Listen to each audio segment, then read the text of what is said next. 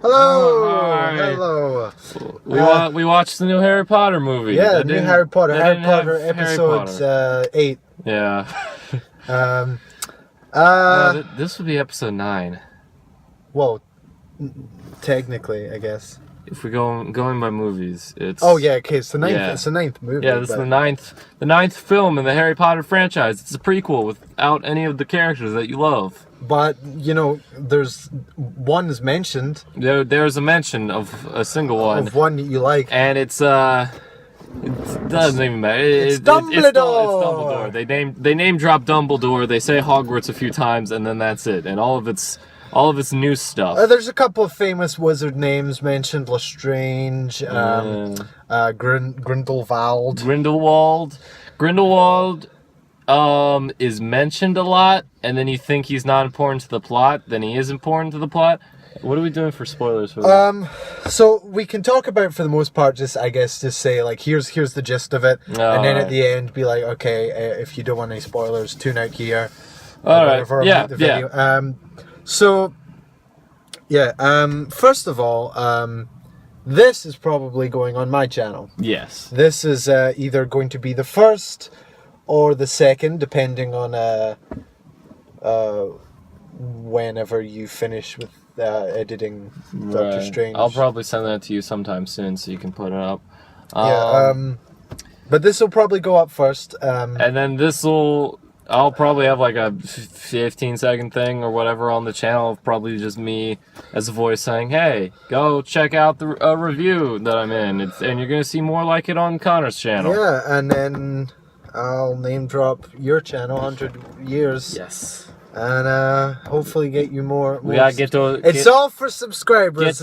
Get those subscribers. Get those collaborations. It's not on for the YouTube. it's not for the beauty of cinematic criticism. Nobody gives a shit about that. It's just for subscribers. Yeah. Subscribers, views, watch time. We need all of it. Yeah. Anyway, done with the boring YouTube stuff. Yeah. Okay. So Fantastic Beasts and where to find them. Yeah. Forward. Fantastic Beasts and where to find them. Yes. It's a 2.5 hour long movie, which is too long. I feel like it could have been trimmed. Yes. There were 2 hours I think at the max could have been fine. There were definitely times when I was very bored. There's a lot of filler.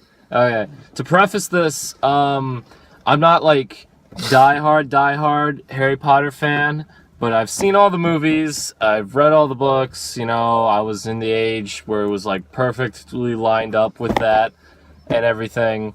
And like I know, just because like whenever, really with any fictional universe, if you tell me enough of the information, I'm just going to retain it. So I know like a decent amount about like the whole Harry Potter thing. Like going into this movie, I knew who Grindelwald was. I'm trying to get light on our faces. So you're using your DS, your Pokemon game on it. Shh, no, we can't. Nintendo will take this video down. We can mention the word Pokemon, and they're not gonna take it down. Yeah. So this movie is fine. It's okay. That is my reaction to it. I liked it. I sat there. I mean, I didn't dislike it. Yeah. I didn't love it. I'd say I probably liked it more than I, was mad to it. But, for the most part, yeah. Like I said, this is my second time seeing it, by the way. This is my first. I made a video about it last night, and then it was half an hour long. Then I made another one. It was 10 minutes long, and then I just said to Brooks, I was like, Brooks, we'll go see it tomorrow. And all right. I was like, and we'll sure, we'll do it. But it's my second time seeing it. And when I first saw it, my expectations were super low. Really? And that's because I have gone off J.K. Rowling in the past couple of years. Oh, okay. Because I feel that she's just trying to milk the Harry Potter name now. Because with Tales of Beedle the Bard, which was the first book Harry Potter related to come out after she finished the series, which was just which is a reference to a book in the movie, right? And in the book series, same with Fantastic Beasts and Fantastic Beasts. Yeah. She then gave. I think she helped write, or she was a consultant for Harry Potter and the Cursed Child. which I still have not read. I have heard... I've avoided spoilers, but I have not avoided opinions on it, and they are they are divisive. I've heard people say it's just like Harry Potter. They're like, it's perfect, I love it. And I know one person who was super excited. Miranda from Oh Timmy, yeah. She was super excited for it, and all I saw on Facebook was her going, I don't like this at all.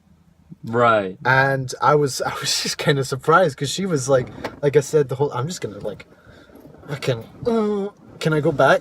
Will that? I don't know. No, that'll put me more in shadow. I think I'll just lean in and out. I love shadows. And it shouldn't be There we too go. much. Yeah. If you want to move a seat, I don't know if the. That's fine. That's fine. But so with that, I feel like she runs her mouth off a lot, and that sounds really bad. That sounds really bad. Me saying that. I was gonna say, I'm like, it's like she says things about the series and the books, and I don't like that she tells you, no, that's wrong. This is actually how it is.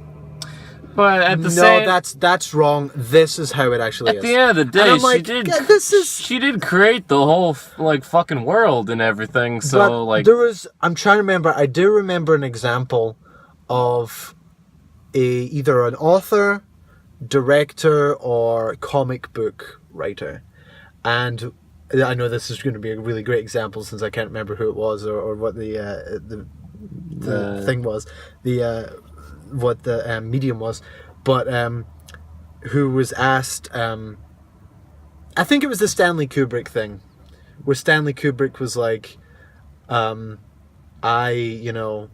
a lot of people ask me what the meanings for my movies are, and I just kind of say, yeah, to whatever they ask, because, it's up for interpretation. that sounds like some Kubrick would say. I'm paraphrasing like shit, and I just kind of laugh at it, because I'm sure, because like, I'd like to think that Kubrick was like, he just heard people, would hear people say to him like, oh, so that scene at the end of 2001, is it's about a rebirth, the reaching like enlightenment and rebirth and like, and then he was just like, yeah, that's what it means. With these complaints about J.K. Rowling, with Cursed Child, the other people in my household, my family, who are all huge Harry Potter fans, much more into Harry Potter than I am, and they all have read it and they love it. But I've heard many people say that it's horrible and that it's awful. But with J.K. Rowling, and when she says things about the franchise, you'll understand this. That doesn't really bother me, because I've been desensitized because of George Lucas and all that he's done to that franchise that I love. Indiana Jones. I suppose I should stop complaining because she hasn't. Star Wars. At least J.K. Rowling has not gone back to the books, rewritten them and re-released them, and it's just like, yeah, we're not going to release the old ones anymore. Don't say that, just in case she gets ideas. No, she's not going to go that far. I still respect her immensely. I think where she came from to where she is today is fucking incredible. I think she's a generous woman, and I think she is a real role model for people. I just, sometimes she says things and she does things, and I'm like, you respect her a lot, you're just sometimes annoyed with her. Yeah, that's exactly what it is.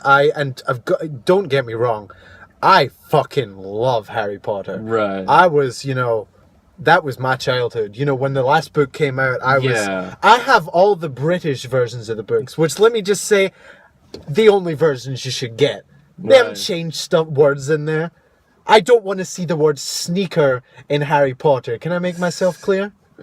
If I see the word sneaker in Harry Potter, I'm going to have a fucking conniption fit. You're a philosopher. Oh, look, my sneakers got wet. You're a philosopher, not a sorcerer, I see. I'm a philosopher. Anyway, we have. That's an actual thing, though. The Philosopher's Stone is an actual legend. The Sorcerer's Stone isn't. But you know, people in America, they don't know what philosophers are. They don't know a Nietzsche. They don't they haven't even heard of a Chomsky, much less the fucking outsider guy, whatever his name is. I was gonna say Mythosisyphus. They don't know this stuff. We're just dumb Americans. We haven't heard of that. Socrates.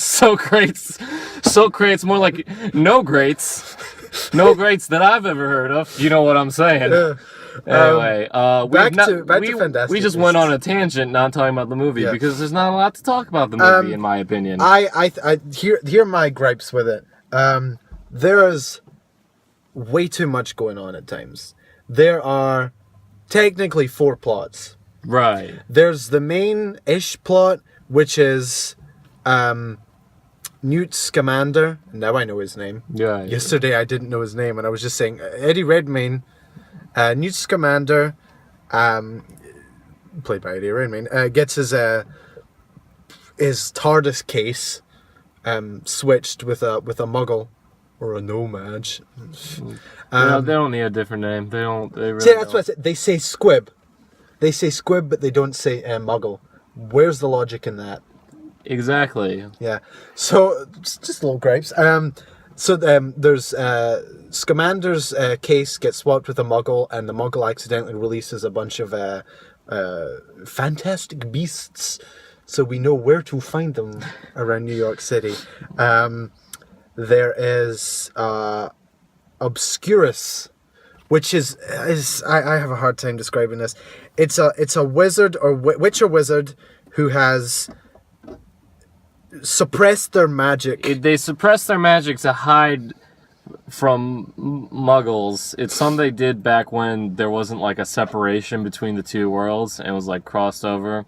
They would suppress their magic, and that made them more powerful. It was or basically they channeled their magic into something. Suppressing their magic made this black magic force that when unleashed became like this unstoppable storm-like thing. And then that's the big thing that's causing the ruckus, and that's what they got to find. It's invisible. It like can be invisible, but it can also be visible. And it's running around New York City, just killing senators left and right. Oh well, he deserved to die. He was a twat. Oh yeah, he was a real twat. Like it's just the character. I'm like, I was watching it today again, kind of thinking back to when I saw it yesterday, and it was the part where he bullies Urza Miller. Yeah, I was watching that, and I'm just like, that's just completely unnecessary. Yeah, and I'm like, he doesn't need to be that rude. I mean, like within the narrative, it makes sense for him to be a dick because then you don't feel bad that he died later.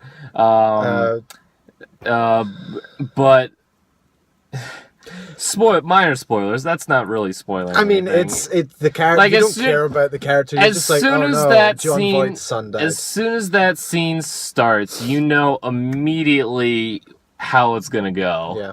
So, and then he only has one other appearance before that, so it really doesn't matter. Yeah, there's no attachment. Right. But yeah. Okay, so that's the second plot. Is the Obscurus. The third plot is there are these.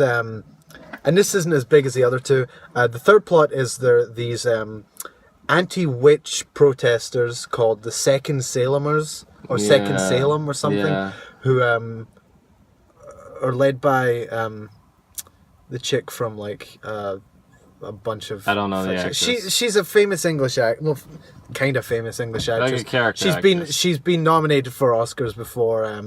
I can't remember the movies off the top of my head, but like. They won awards, so they must be good. Logic, Oscar, Academy logic. I don't know about that. I've seen some of those Academy Award winner movies. Okay,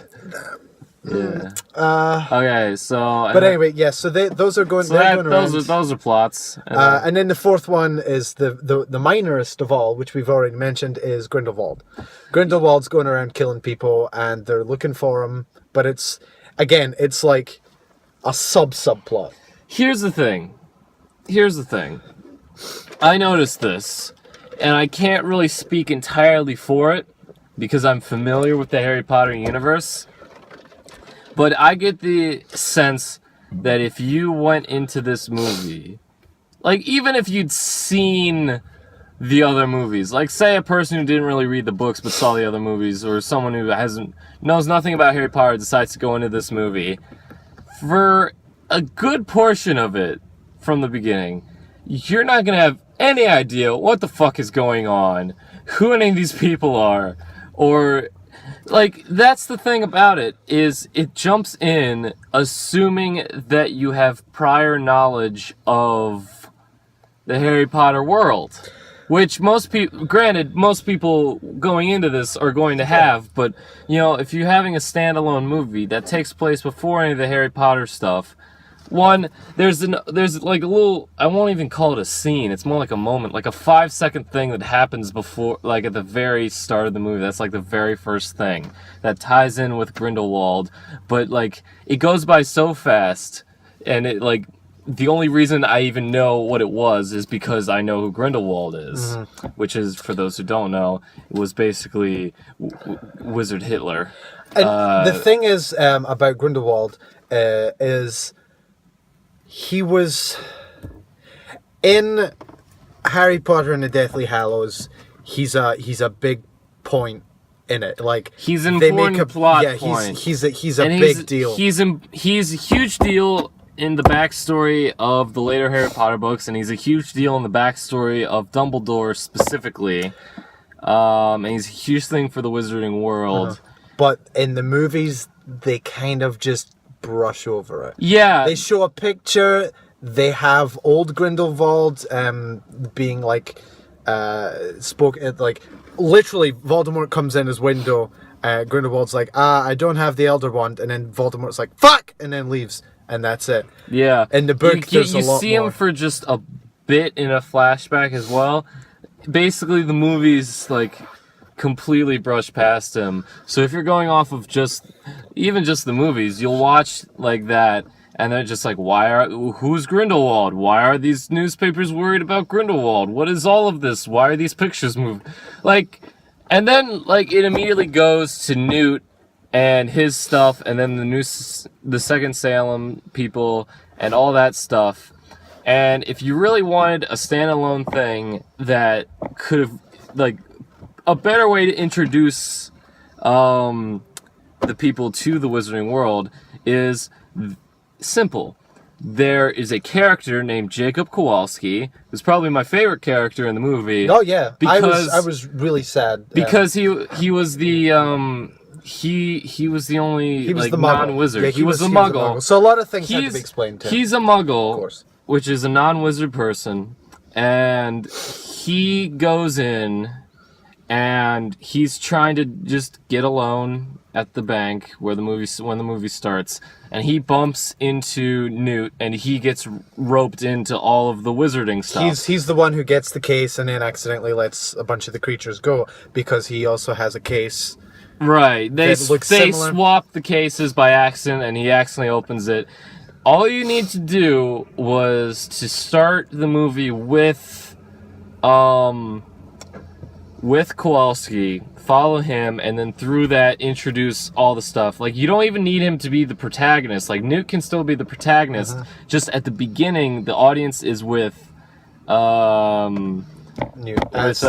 with Kowalski. You just have like a little title card that says 1920s New York, and he's going about his day, and then the magical stuff is introduced to him, which is essentially how, not the movie, well, sort of, yeah, the movie, the first Harry Potter movie and the first Harry Potter book, that's essentially how they start, where you start with all the normal stuff, and then the wizard stuff is introduced later. One of the best parts about the first Harry Potter book is the first, I don't want to say first chapter, but a majority of the first chapter is that's what I'm saying, because like it's from like Petunia's point of view. I think it's Vernon Dursley. It's Vernon or Petunia's point of view. One of the Dursleys' points of view, so that you're not just thrown into the magical world right off the bat. Because he bumps into a guy and then he's like, "What's your deal?" And he's like, "Oh, the great you-know-who has been defeated. I'm really happy." And he's like, "Fucking drunks."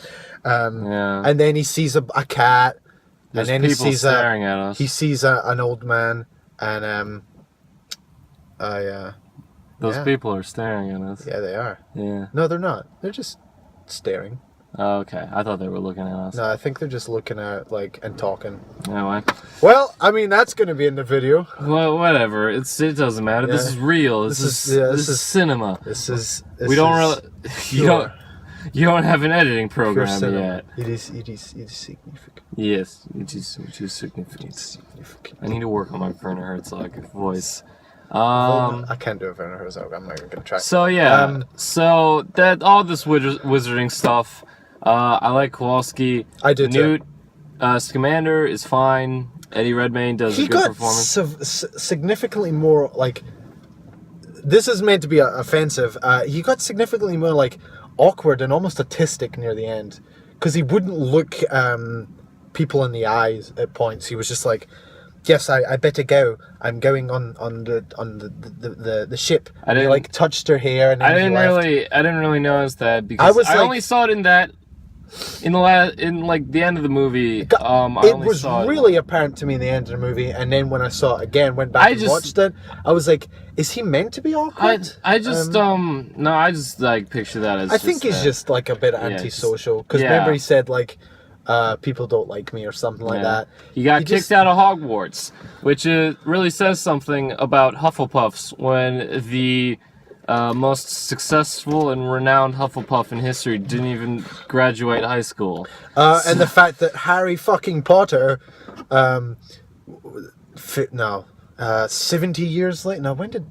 Technically, it was the 2000s. So like it was the 90s. 80, well, 90s, 2000s depends on what timeline you're going, books or movies.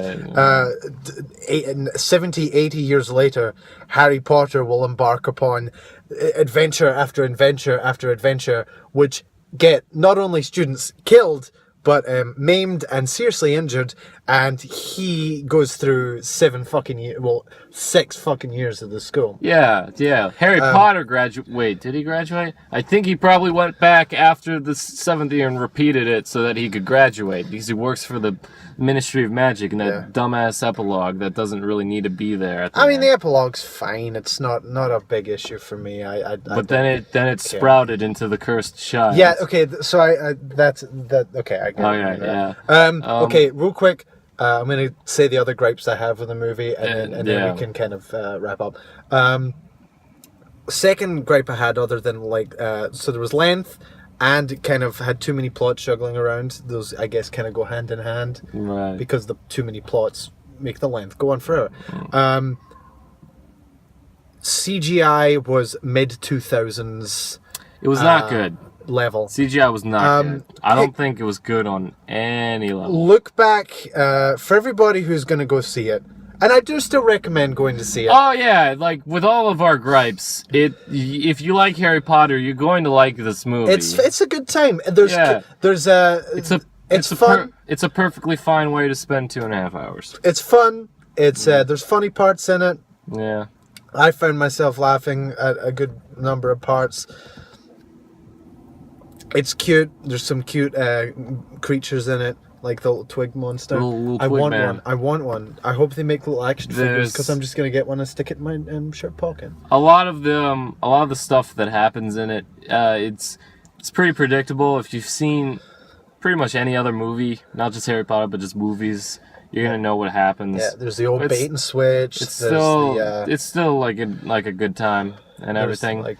And I still really like Kowalski, and everything everything he had going on in the movie, I thought was very strong. I did like Kowalski too. So go back if you're going to go see it, which we recommend that you do. Watch Harry Potter and the Prisoner of Azkaban first, and look at Buckbeak. Right, watch how great, even for whenever that, I think that was 03. I want to say 03 or 04. And how good the CGI in that looked, like for Buckbeak. That's over 10 years ago.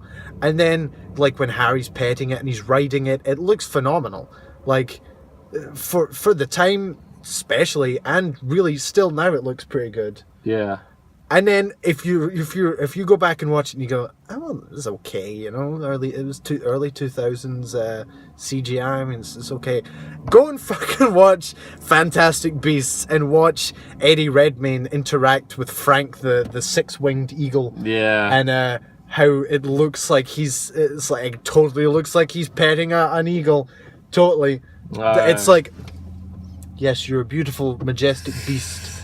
So, go see the movie. You'll have a good time. If you don't know anything about Harry Potter, it's really not going to be too much of a waste of money. You know, you have a nice like half lit up face, half in darkness face. Right, cool. Harvey Dent. Yeah, or the guys from Star Trek, either one.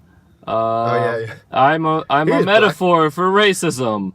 Anyway, he's black and on like whatever it was. Whatever. We're gonna talk spoilers for the last few minutes. Anybody who doesn't want to hear spoilers, thank you for watching. Yeah, you can just turn off the thing. Yeah, just subscribe. Subscribe. We need those subscribers. To Rolling Stoned. Brooks and Zach 100 Years. Yeah, just Google Brooks and Zach 100 Years. You'll find us. Yeah, I'm the Brooks. I'm the Brooks of the Brooks and Zach 100 and Years. I am not Zach. If you're listeners to the podcast, this is what my face looks like. I know I'm disappointed too. I know it's. I'm also. It was a huge letdown for me as well. Growing up, I found that when I looked in the mirror, I went, "Is this it? Yeah." Anyway. Is this all I'm getting? Okay. So spoilers. Spoiler people. There's really like only like one or two things, which is like Grindelwald is the villain, kinda. He is a bad guy. In it. He is like as Brooks said earlier, he was basically a wizard Hitler. He was a really bad guy who wanted to basically take what were known as the Deathly Hallows, which were a cloak of invisibility, which everybody knows Harry has later on in the years. A stone which allows you to bring people back from the dead, but only like their essence, so it's not they're not walking about. And this all-powerful wand called the Elder Wand. Now he had the Elder Wand and he wanted to get the other two ones, and he wanted to become immortal, and Dumbledore used to be buds with him and possibly was gay with him. We don't know. It was either they were lovers or Dumbledore was really into him and was really unrequited.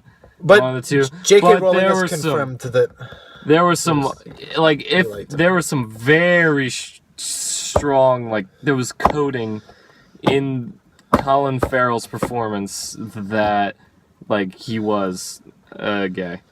I thought Colin Farrell, because it was very obvious from the beginning that he was Grindelwald. Yeah. I have no idea why he was spending his time working for the U.S. Ministry of Magic, whatever it's called. I don't know why he was disguised and working for them instead of doing his own thing.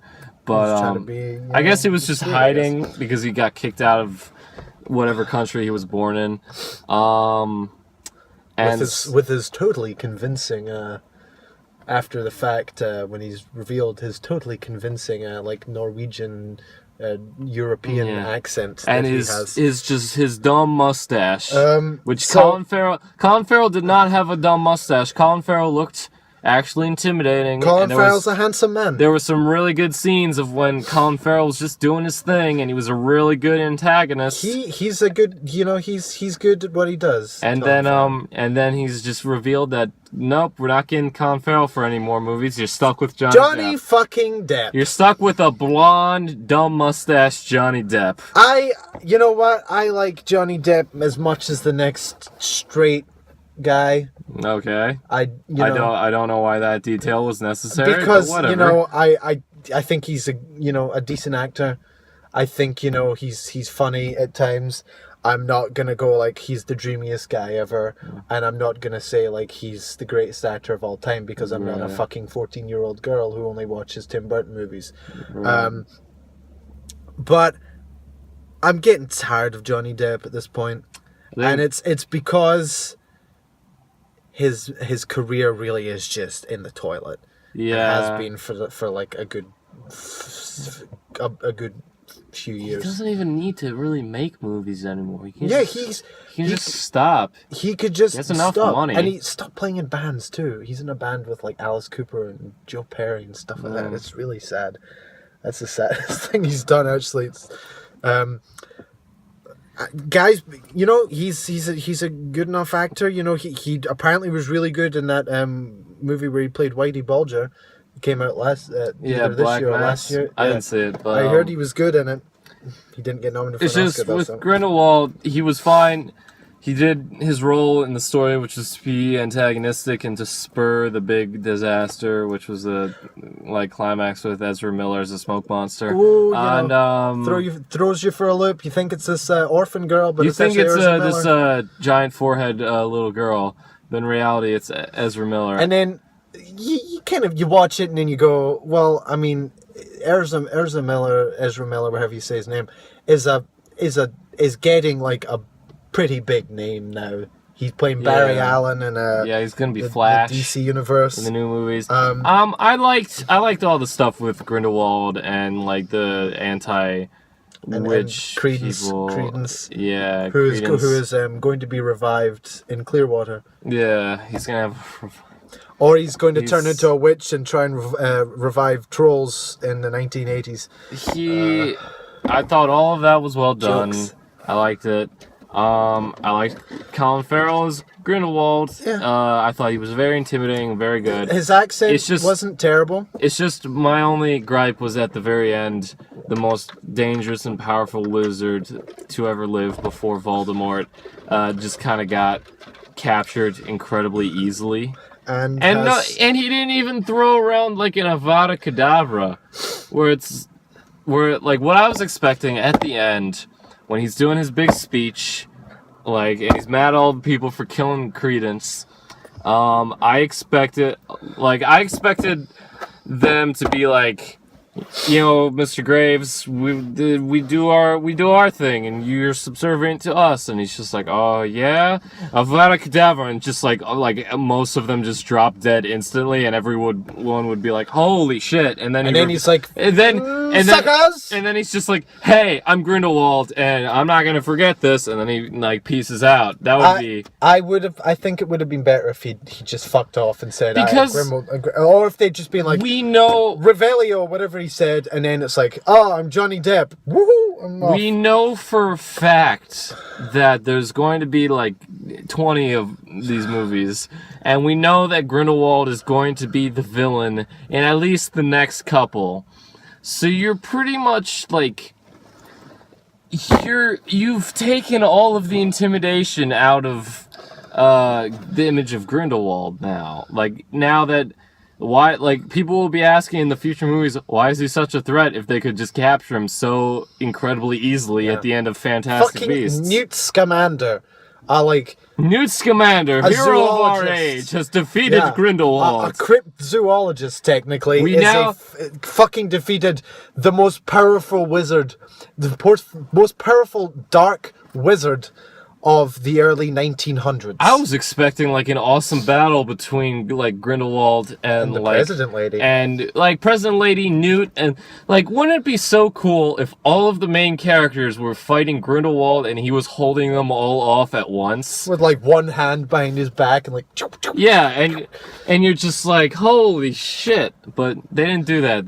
They threw like a lizard bird at him and then they got him. And then he turned into Johnny Depp. And then he turned into Johnny Depp with a dumbass hair and strange contacts, and he also looked really heavy. Yeah. Like, did you see his face? I mean, I'm not a skinny guy. Like, I'm not making fun of him. I'm just saying, like, Grindelwald looked chubby. Mm. But I mean, you know, I guess that's just what Dumbledore's into. Whoever's playing young Dumbledore, like that's what he's into. I wonder who played young Dumbledore. I've heard not official, but like fans have been like, you know, I wouldn't mind Ewan McGregor playing a young Dumbledore. Yeah, I'd be down for that. Yeah. I just hope they or get one movies for him. Richard Harris's children to, you know, enforce the fact that Richard Harris is the better Dumbledore. No, yeah, none of his children could play Dumbledore. No, I'd say the no to the better Dumbledore thing. Well, okay, you can fuck off. I'm Dumbledore. If you read the books, Dumbledore never yelled at Harry. What does Michael Gambon do in the fourth fucking movie? That was a directorial choice. Also, Dumbledore was like high energy, and Richard Harris was literally at death's door. Dumbledore was. He didn't need to raise his voice. He was a powerful presence. So Richard Harris commanded the room, and it's also the only Richard Harris performance where he's not a complete cunt. I don't see it. Anywho, Richard Harris was an ass. That's the end of the thing. I was also really. Just cut me off. I was sorry. also. No, I was just. I want to either play Skyrim or go to sleep. One of the two. Yeah.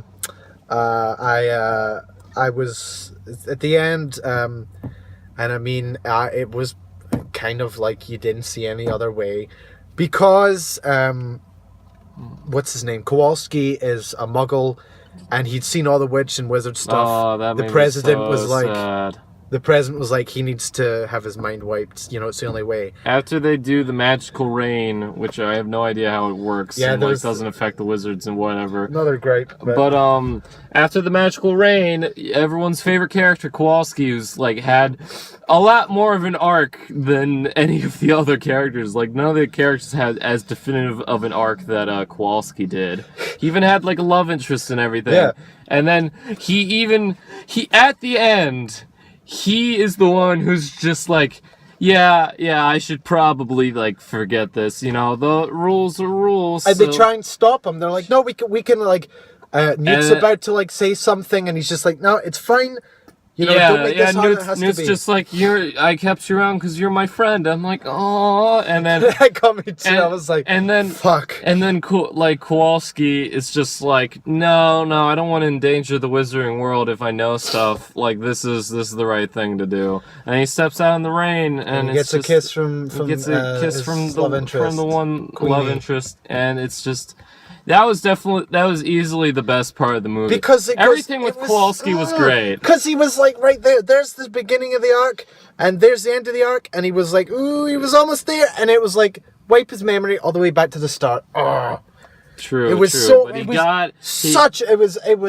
got his so, baking. Yeah. But I think baking. I think it was shown. I think it was pretty evident. Even if he wiped his memory, I feel like his arc still happened. No, he of course it did. Yeah, he had the subconscious of all the beasts and turned them into pastries. Yeah. That was nice. Yeah, I liked his character. See, Kowalski is the true main character of the piece. How do you know? Because he's the one who gets the plot going. He's the one who has the most definite arc, and he's the one, he is the last thing you see in the movie before it cuts to credits. Is his smiling face. He's comic relief as well, but he is also not annoying. He is. Yeah, he does things. He actually does shit. I will give the movie credit for this. Kowalski is comic relief done right. Yes. Because it's not overstated. It's not a character there just to be the funny one.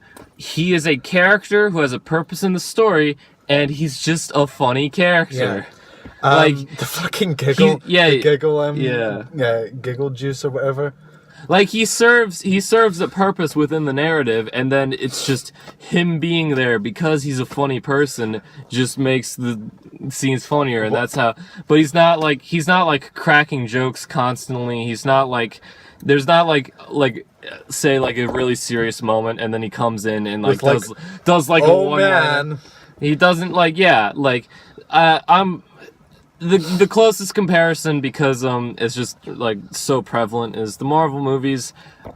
I'm a huge comic book guy. I'm a Marvel apologist. I think a lot of the movies are really good.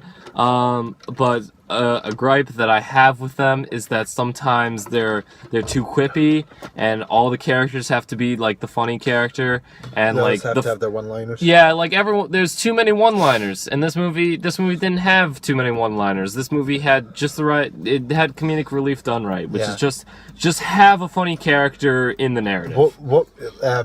We'll kind of wrap it up here, but yeah. What was your favorite part of the movie? anything with Kowalski was my favorite part. I like the giggle juice or whatever. And probably my favorite part is probably when he stepped out into the rain. Oh, I'm like I meant the part that made you laugh. Like in terms of laughter, because that was one of the best moments where his character comes full circle basically. I liked him when he punched the Ron Perlman elf. Which just looked weird. That looked so weird because once you know it's Ron Perlman, you're like, it's Ron Perlman. The reason that it looked so weird was because on the lower half of his face is very clearly Ron Perlman's face, and then the upper half is just weird elf stuff. The most uncomfortable part about that character was that those fingers bent back like that. Yeah. Every time I saw his fingers, I was like, oh.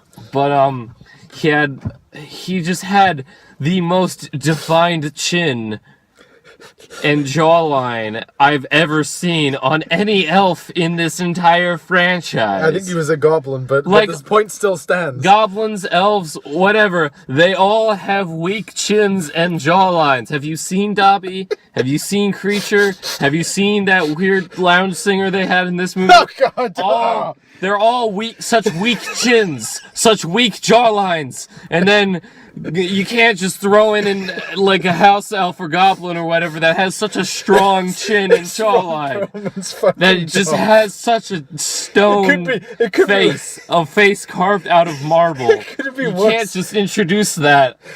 I don't care how magical you are. You can't just throw that right at the audience. It could have been worse. It could have been a Bruce Campbell one. Oh, jeez. I love both of those actors dearly. I love them. I love them so much. My favorite part, as far as like actual part, was Kowalski going out in the rain and basically sacrificing himself to. That was the point. That was the only point in the movie that really made me feel something. Which is what definitely movies are supposed to do. I was like, when I would seen the movie when I was working in the theater and going in for checks, I was like, I'm not gonna like that character. He's comic relief.